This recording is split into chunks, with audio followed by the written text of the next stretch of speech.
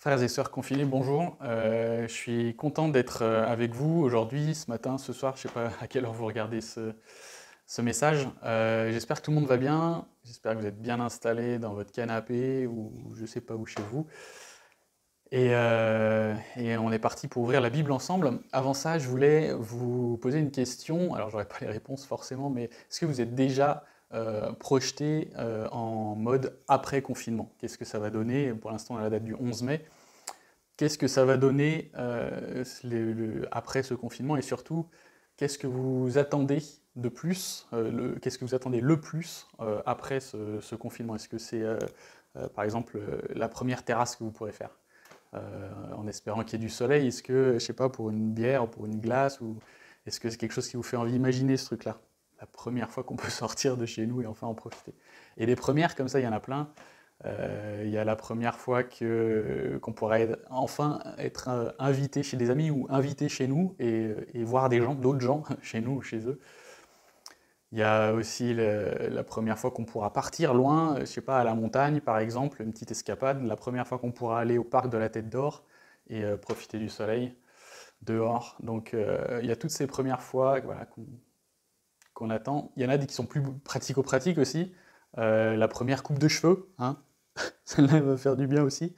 En tout cas pour moi, je sais qu'il y en a qui sont passés par la tondeuse, mais pour moi, ça fera du bien la première vraie coupe de cheveux chez un coiffeur.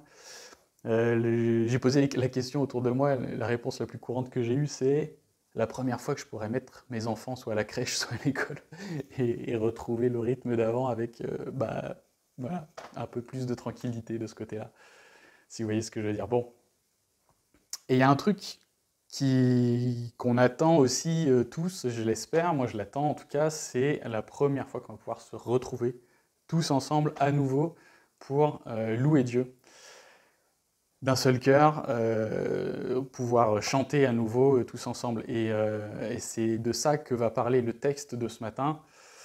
Et même si le coronavirus, il n'a pas tué les églises, loin de là, il les a plutôt multipliées dans chacune de nos maisons. Vous êtes chez vous et vous formez une petite église, et chacun chez soi forme une petite église.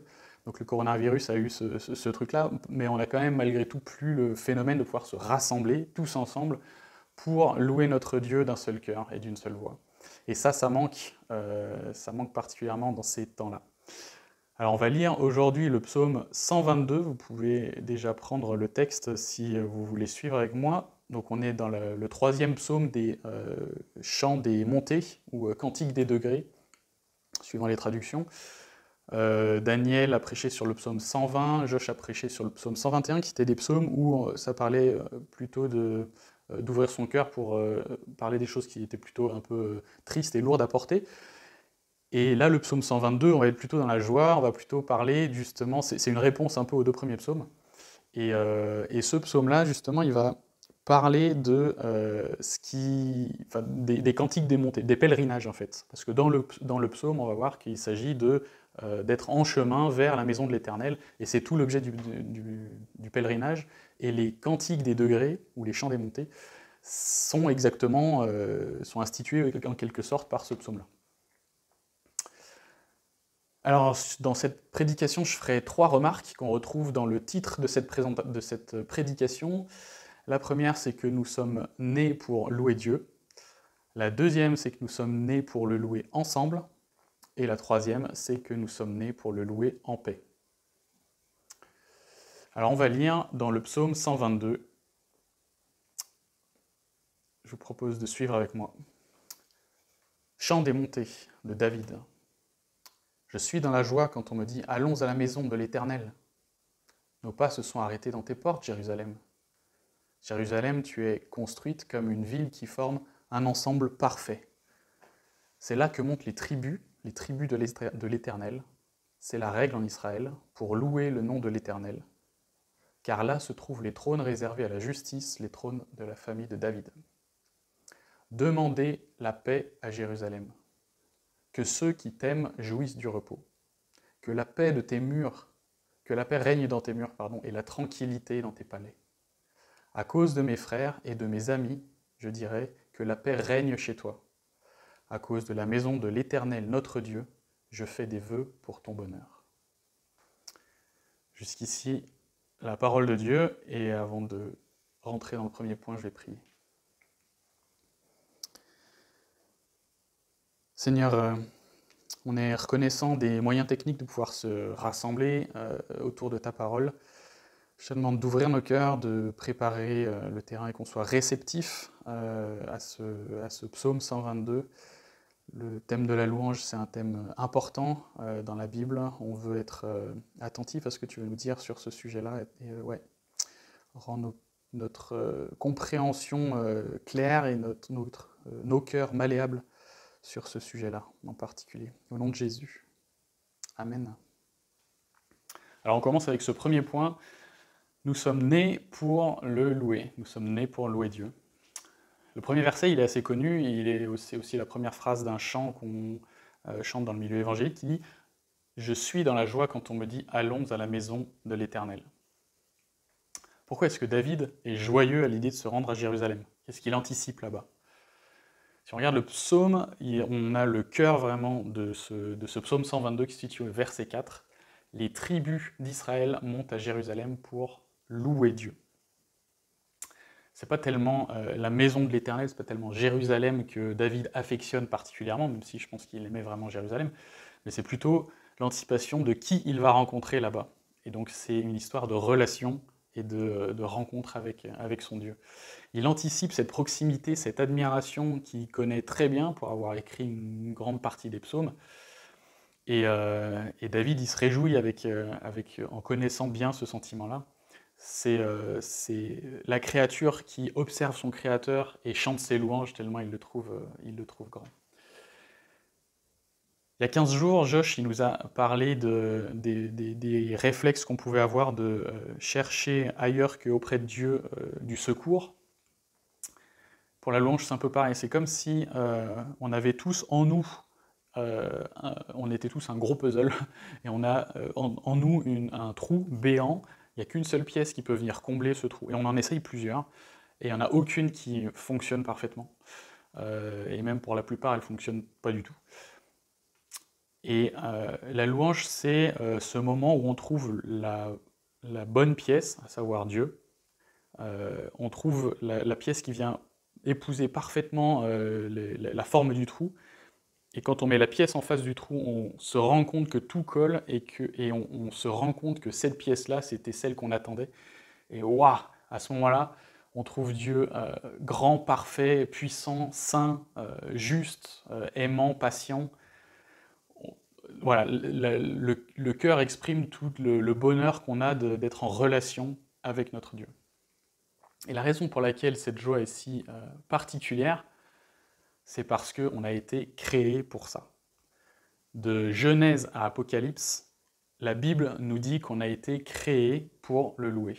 Si on regarde juste après le Jardin d'Éden, on a Caïn et Abel. Un des premiers récits à leur sujet, c'est l'histoire des sacrifices de reconnaissance qu'ils vont faire auprès de Dieu. Donc ils sont dans une attitude de louer Dieu et de reconnaître, de lui dire merci. Un peu plus tard, dans Exode, on a le peuple d'Israël qui vient de sortir d'Égypte, et Dieu fait alliance avec son peuple, et il leur dit « Vous serez pour moi des sacrificateurs ». Il attend d'eux de la louange et des sacrifices. Si vous vous souvenez, on a fait le parcours de l'Ecclésiaste, et les conclusions de Salomon, elles sont que le bonheur de l'homme, la joie de David, se trouve dans le fait de reconnaître Dieu dans les grandes et les petites choses, du coup, que Dieu nous, les grandes et les petites grâces qui viennent de Dieu. L'apôtre Pierre, lui, en 1 Pierre 2,9, nous dit « Mais vous êtes une race élue, une communauté de rois prêtres, donc des gens pour le louer. Une nation sainte, un peuple que Dieu a libéré pour que vous célébriez bien haut, c'est-à-dire louer, les œuvres merveilleuses de celui qui vous a appelé à passer des ténèbres à son admirable lumière. » Et enfin, en Apocalypse, comme ça on aura fait l'ensemble, on a au chapitre 22, il n'y aura plus de malédiction, le trône de Dieu et de l'agneau sera dans la ville, ses serviteurs lui rendront un culte. Donc une fois au ciel, on rendra un culte à Dieu. Dieu nous a vraiment créés pour que nous lui rendions un culte, ce sera le cas là-haut, et ouais, il nous a designé comme ça. Dans le monde évangélique, il y a quelqu'un qui parle très bien de tout ça, que j'aime beaucoup écouter, c'est John Piper, un pasteur très très connu aux US. Et si vous ne connaissez pas la thèse principale de Piper, il a écrit des livres sur le sujet de l'hédonisme chrétien. L'hédonisme, c'est la quête du bonheur. Et donc, sa thèse principale, c'est de dire que le problème principal de l'homme, c'est pas tellement de succomber aux tentations, dans une recherche de bonheur. C'est plutôt de s'arrêter en chemin, parce que s'il poursuivait sa quête de bonheur jusqu'au bout, il atterrirait nécessairement sur Dieu et sur le réel bonheur qu'on trouve auprès de Dieu.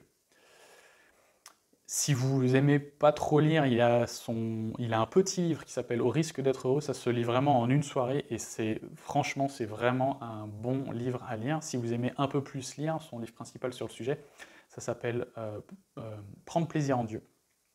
Et je vous ai sorti 2 extraits qui illustrent assez bien ce qu'il veut dire dans ce sujet de l'hédonisme chrétien. C'est vraiment une perspective qui change la vie chrétienne et qui montre que la louange, elle est à son comble. Le bonheur, il est à son comble quand nous louons Dieu. Donc Piper, il dit dans son livre Prendre plaisir en Dieu, après de nombreuses années, j'ai enfin compris que la louange à Dieu, qui est la plus noble mission de l'homme et sa vocation éternelle, n'impliquait pas le renoncement à la joie, que je désirais si intensément, mais sa consommation. Qu'est-ce qu'il nous dit là? Il nous dit qu'il avait l'impression que dans la louange, il devait y avoir une histoire de l'homme se met en retrait au profit de Dieu, mais il a compris que c'est pas ça, c'est que dans la relation, il va y avoir un vrai plaisir d'observer le Créateur, et il va être vraiment rempli de cette joie en observant son Créateur dans la louange. Un peu plus loin, il nous dit « Pour Dieu, la louange est le doux écho de ses perfections dans le cœur des saints. Pour nous, la louange est le summum de la satisfaction résultant d'une vie de communion avec Dieu, le summum de la satisfaction. Cette découverte entraîne une conséquence formidable, l'énergie toute puissante qui pousse le cœur de Dieu à constamment chercher sa gloire, le pousse également à combler le cœur de ceux qui cherchent leur joie en lui. » Et c'est vraiment ça, Dieu va se servir de l'hédonisme chrétien, du fait qu'il nous a designé, il nous a conçus pour qu'on le recherche, et il va nous donner du bonheur quand il se laisse trouver par nous. Que Dieu vraiment nous apprenne à ne pas nous contenter des petits bonheurs qui sont des mirages, mais plutôt de chercher ce but ultime de notre existence, qui est l'adoration de notre Dieu. Et dans cette adoration-là, il y a la louange qui a une grosse partie. Alors voilà notre deuxième point, nous sommes nés pour le louer ensemble. Si vous regardez le texte, la Bible nous dit « on me dit ». Je suis dans la joie quand on me dit. Donc a priori, ils sont plusieurs. Allons à la maison du Seigneur. Là aussi, c'est un pluriel. Je suis pas allé vérifier dans le texte original en hébreu. Mais de toute façon, un peu plus loin, on a l'idée de tribus d'Israël qui se rendent à Jérusalem pour louer Dieu. Et il parle d'un ensemble parfait. Donc on est bien dans une idée de communauté et d'être ensemble pour louer Dieu. Au verset 4, on a un truc particulier qui est des tirets quadratins pour souligner une proposition incise. Alors c'est des mots savants, je les ai appris, je voulais vous les partager pour que vous puissiez aussi les partager lors de votre prochain Coronapéro. Mais en fait, en tout cas, en second 21, c'est juste des tirets qui disent qu'il y a une phrase dans une phrase, et c'est là qu'on a ce petit passage qui dit « c'est la règle en Israël ». Peut-être que dans votre version, vous avez plutôt « c'est le témoignage en Israël », mais l'idée, c'est vraiment celui du précepte et de la loi instituée. Est-ce que David ne serait pas en train de nous dire que c'est un commandement au final de louer Dieu? C'est bizarre parce que la louange, pour que ça soit authentique, ça devrait être normalement spontané. Mais si on réfléchit bien dans la Bible, il y a quand même pas mal de choses que Dieu nous dit qui, a priori, on imagine que c'est spontané, mais non. À commencer par aime ton prochain, c'est un commandement que Dieu nous donne. Donc ouais, carrément, David il pourrait très bien être en train de nous dire que louer Dieu, c'est un commandement. Alors du coup, on va voir d'où est-ce qu'elle vient cette règle. On va retourner loin en arrière, à l'époque du Deutéronome, à l'époque où Dieu donne sa loi à son peuple avant qu'il rentre dans le pays promis. En Deutéronome 16, on a 3 fois par an, tous les hommes parmi vous se présenteront devant l'Éternel, ton Dieu, à l'endroit qu'il a choisi, à la fête des pains sans levain, à la fête des semaines et à la fête des tentes. On ne paraîtra pas devant l'Éternel les mains vides. Donc c'est bien un commandement de la part de Dieu. Et entre parenthèses, bien plus tard, David y ramène l'arche de l'Alliance à Jérusalem. Donc là, la présence de Dieu est alors à Jérusalem, et c'est de là que la tradition des pèlerinages vers Jérusalem est instituée. Et Jésus, même quand il a 12 ans, il se rend à Jérusalem lors de la Pâque juive. Si je ne fais pas d'erreur, c'est la fête des pains sans levain. Donc je ferme la parenthèse. Ce Deutéronome, qu'est-ce qu'il nous dit? Il nous dit pas quand ton cœur, quand ça te chante, quand tu es joyeux, loue Dieu.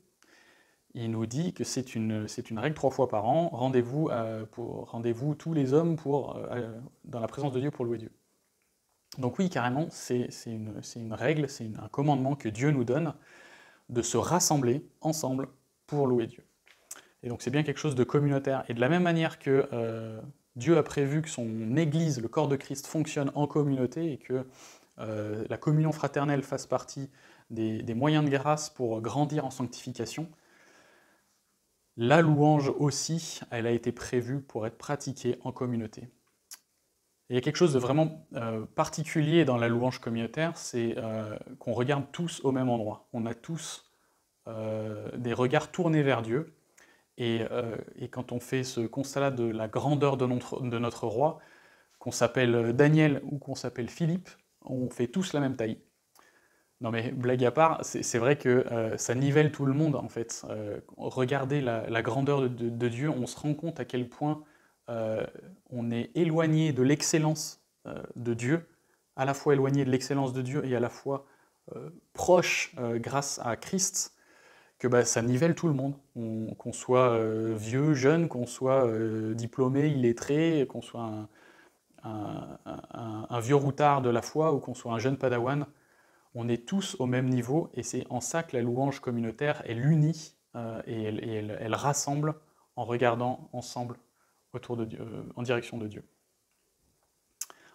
En le louant, on renoue avec ce pourquoi nous avons été, ce à quoi on a été destiné, ce pourquoi on a été créé et aussi ce pourquoi on a été sauvé.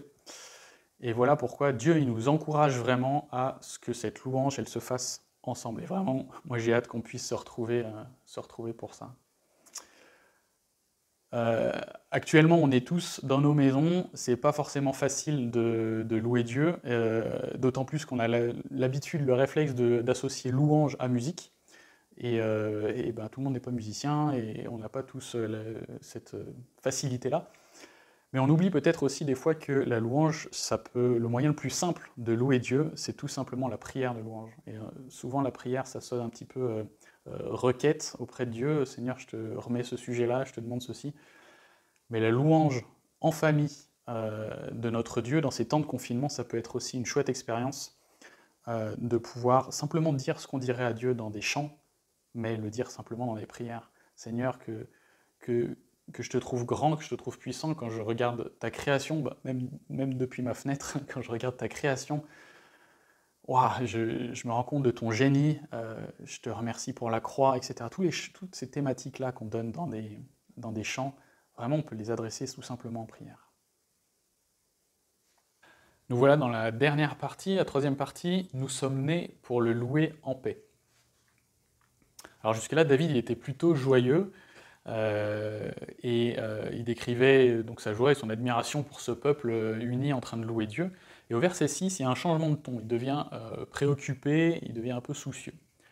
On a demandé la paix, que la paix règne, que ceux qui t'aiment jouissent du repos. Je fais des vœux de bonheur. Il s'inquiète en fait pour la paix de Jérusalem, et il s'inquiète que la paix nécessaire pour la louange soit perturbée. Il s'inquiète que le contexte ne soit pas favorable. Si on regarde dans la Bible, il y a d'autres endroits où il y a un contexte qui n'est pas favorable pour louer Dieu. Et en retournant à nouveau vers Moïse, quand Dieu envoie Moïse auprès du Pharaon pour lui transmettre un message, le message c'est « laisse aller mon peuple dans le désert pour louer Dieu ». Et donc Dieu souhaite amener son peuple dans le désert pour que le peuple d'Israël rende un culte à Dieu. Ils ne sont pas dans un contexte favorable en Égypte pour pouvoir rendre un culte à Dieu, un contexte de paix. Nous sommes nés pour le louer en paix. Alors qu'est-ce que ça nous apprend sur notre manière de rendre un culte? Déjà à l'échelle personnelle, lors de notre culte perso, est-ce que c'est un moment où on se réjouit d'aller rencontrer Dieu comme David? Et est-ce que c'est un moment où on réserve une plage horaire et on trouve un contexte, un environnement calme, paisible, pour pouvoir vraiment louer Dieu? Ou alors est-ce que c'est au contraire entre deux tartines, sur le chemin du boulot, dans les transports ou dans les bouchons? Quelle est notre manière de faire notre culte perso? Je pense qu'on a des choses à apprendre ici avec cette histoire de contexte paisible pour pouvoir rendre correctement un culte à Dieu. Et notre rôle à nous, là-dedans, vraiment, c'est de faire en sorte que ces éléments soient rassemblés pour pouvoir vraiment rendre un culte à Dieu. Et moi, le premier, j'ai tendance à faire tout un tas de concessions sur la manière dont je protège ce moment-là. C'est vraiment une histoire de protéger ce temps-là. Ce qu'il y a de sûr, c'est que chaque fois qu'on loue Dieu, ça ne plaît pas à Satan. Ça, c'est clair. Lui, il voudrait que toute cette louange soit tournée vers lui. Et d'ailleurs, on le voit bien quand il tente Jésus dans le désert. Sa troisième tentation, c'est de lui dire « Je te donnerai tout cela si tu te prosternes pour m'adorer ». Satan, il voudrait que la louange soit tournée vers lui. Et il va utiliser toute la malice du péché, les idoles, l'orgueil. Il va utiliser tout ça pour nous détourner de notre but, qui est de louer Dieu. Il va venir perturber cette paix nécessaire pour louer Dieu. Si on revient à l'aspect communautaire, parmi les tentatives de Satan, on peut avoir des perturbations externes à l'Église, qui seront souvent manifestées par le contexte, donc assez visibles, et il peut y avoir des perturbations internes, qui seront plus dans le cœur de l'homme et sur le plan spirituel. Sur le contexte, sur les perturbations externes, du coup, on a un parfait exemple là actuellement avec ce coronavirus. On ne peut pas dire qu'on soit dans une situation paisible pour pouvoir louer notre Dieu. Et cette situation-là nous montre à quel point c'est important. Dans notre quotidien, on ne s'en rend pas compte en fait. C'est normal de se rendre au culte, c'est normal de se rassembler pour pouvoir louer Dieu. Mais quand ce truc-là est perturbé, ça souligne à quel point c'est important et à quel point c'est précieux. Moi, l'hôtel Villemanzy, ça me manque. Ouvrir la Bible, ça me manque aussi, avec vous tous. Prendre la scène ensemble, prendre l'apéro ensemble aussi après le culte, ça me manque. Mais je crois que ce qui me manque le plus, c'est qu'on puisse tous louer Dieu ensemble, ce moment de louange. Quand on a le privilège d'être sur la scène pour la musique, les quelques fois où j'ai eu l'occasion de faire du cajon ou de la batterie, on a une super vue sur l'assemblée, on vous voit tous, et je peux vous dire que plusieurs fois ça m'a pris au trip de voir le peuple de Dieu rassemblé et qui chante à l'unisson la grandeur de notre roi. C'est vraiment un beau spectacle, et ça me manque vraiment. Et je pense que ce contexte de Covid-19 souligne à quel point c'est important de pouvoir prier pour un contexte de paix, pour pouvoir louer Dieu. Covid-19, dans la prière, il y a évidemment en premier lieu la prière pour la guérison des malades, pour ceux qui souffrent, ceux qui sont dans le chagrin peut-être.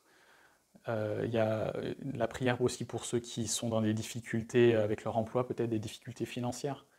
Et ça, c'est évidemment central dans ce moment-là.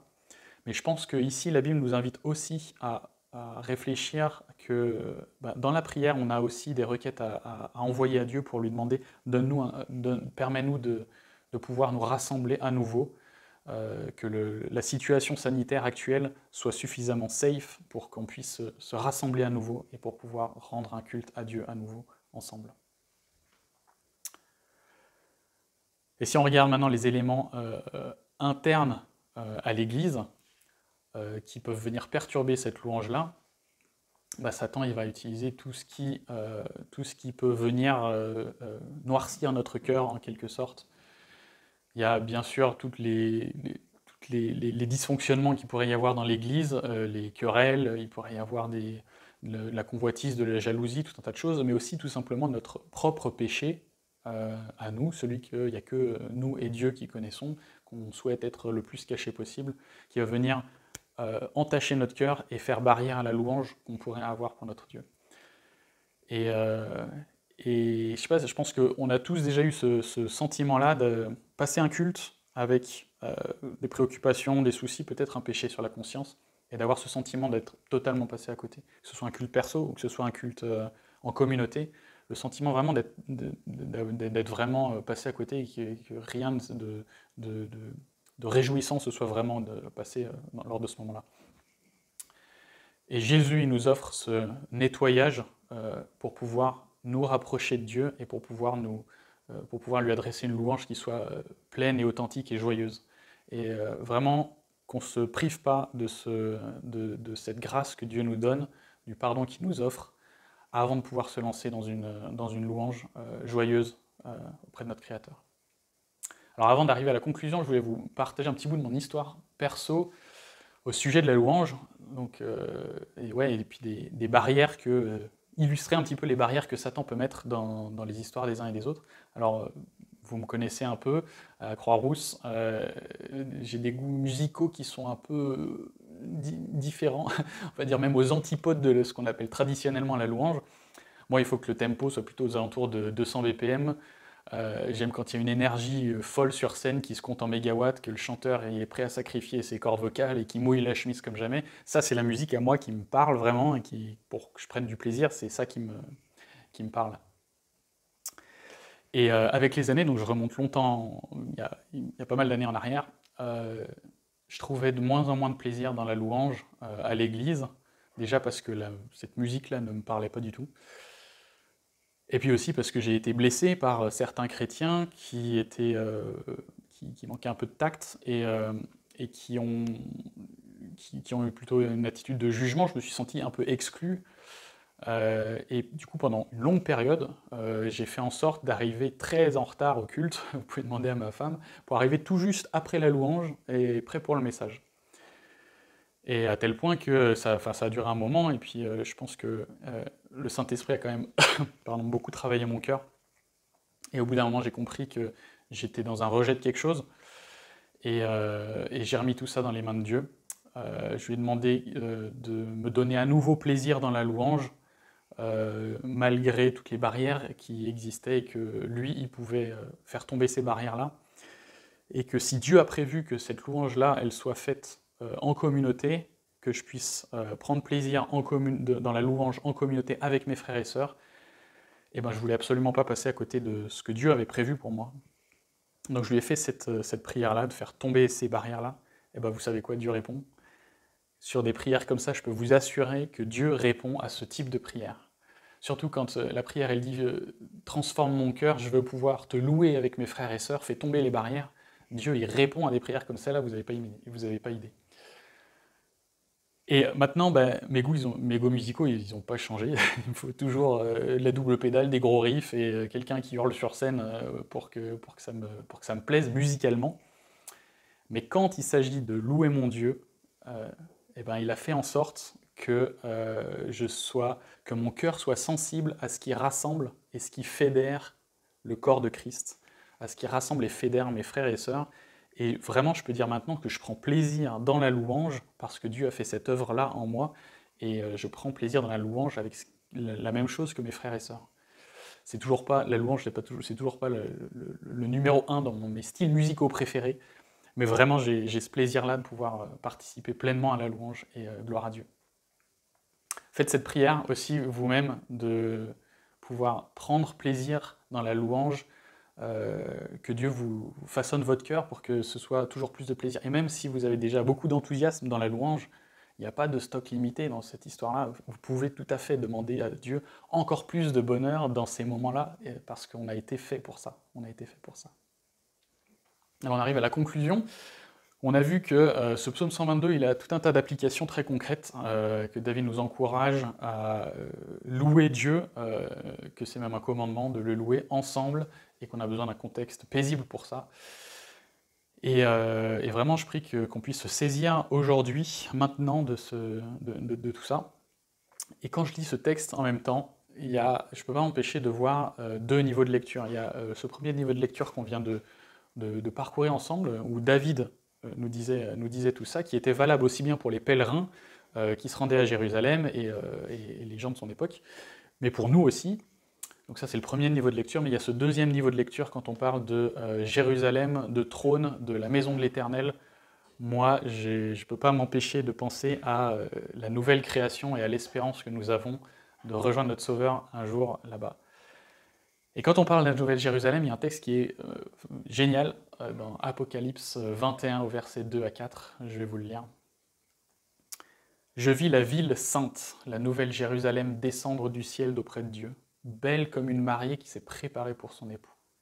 J'entendis une voix forte venant du trône qui disait « Voici la tente de Dieu avec les hommes, il habitera avec eux, ils seront ses peuples, et lui, Dieu avec eux, sera leur Dieu. Il essuiera toute larme de leurs yeux, la mort ne sera plus, et il n'y aura plus ni deuil, ni plainte, ni souffrance, car ce qui était autrefois a définitivement disparu. » Waouh! Moi, ça me fout la chair de poule à chaque fois, ce texte. Non, mais c'est vrai, c'est penser à cette nouvelle création, la nouvelle Jérusalem, et le peuple en train de louer Dieu avec plus de souffrance. Voilà, qu'est-ce qu'on peut avoir de plus beau comme perspective? Alors pour conclure, on va faire appel nouveau à Piper, on l'a eu au début du message. Piper, il encourage aussi les chrétiens à prier la Bible. C'est simplement une technique qui consiste, notamment avec les psaumes, ça marche bien avec les psaumes, à lire quelques versets, s'arrêter et puis dire à Dieu ce qu'on y comprend dans un dialogue, dans un échange, et ouvrir son cœur à Dieu. Et je vous invite à relire ce psaume 122 ensemble, à prier le texte du coup ensemble, en ayant en tête cette image de l'ensemble des rachetés devant le roi des rois pour le louer. Psaume 122, chant des montées de David. Je suis dans la joie quand on me dit « Allons à la maison de l'Éternel ». Oui Seigneur, je me réjouis tellement de me retrouver devant mon Seigneur et mon Sauveur, devant ton trône, avec tous mes frères et sœurs, enfin en paix, dans la joie de ta présence Seigneur. Nos pas se sont arrêtés dans tes portes, Jérusalem. Oui Seigneur, on est ici sur cette terre et on t'attend. On attend ta deuxième venue, que ton règne vienne, que ta volonté soit faite sur cette terre comme au ciel. Parce que Seigneur, on sait qu'un jour dans tes parvis vaut mieux que 1000 ailleurs et on aspire à ça. Reviens Seigneur nous chercher. Jérusalem, tu es construite comme une ville qui forme un ensemble parfait. C'est là que montent les tribus de l'Éternel. C'est la règle en Israël pour louer le nom de l'Éternel. Car là se trouvent les trônes réservés à la justice, les trônes de la famille de Dieu. Seigneur, comment imaginer ce peuple innombrable devant toi, devant ton trône, unis, tous venant des quatre coins du monde, tous différents, mais tous à ton image, tous rassemblés pour te louer et chantant à l'unisson. On veut vivre ce moment-là, Seigneur. On a les prémices de cette joie-là, mais on sait qu'elle sera décuplée dans ce moment-là, et vraiment on aspire à ça, Seigneur. Demandez la paix de Jérusalem, que ceux qui t'aiment jouissent du repos, que la paix règne dans tes murs et la tranquillité dans tes palais. Oui Seigneur, on est dans un contexte particulier, on est totalement dépendant de toi Seigneur pour la paix et ce contexte de pandémie Seigneur, tu l'as permis, mais on te prie Seigneur d'y mettre fin pour qu'on puisse enfin être dans un contexte favorable pour te rendre un culte. Et Seigneur, on te remet tout ça, que ta volonté soit faite sur cette pandémie, dans ce pays aujourd'hui et à travers le monde. À cause de mes frères et de mes amis, je dirais que la paix règne chez toi. À cause de la maison de l'Éternel, notre Dieu, je fais des vœux pour ton bonheur. Seigneur, je te demande de nous donner à tous de la joie dans la louange parce que tu le mérites. Donne-nous de savoir te voir et te contempler. Casse les barrières, chasse les perturbations qui pourraient entraver notre louange. Et montre-nous qui tu es, Seigneur, et que notre louange soit pleine et grandiose pour toi. Parce que c'est à toi qu'appartiennent le règne, la puissance et la gloire pour le siècle des siècles. Amen.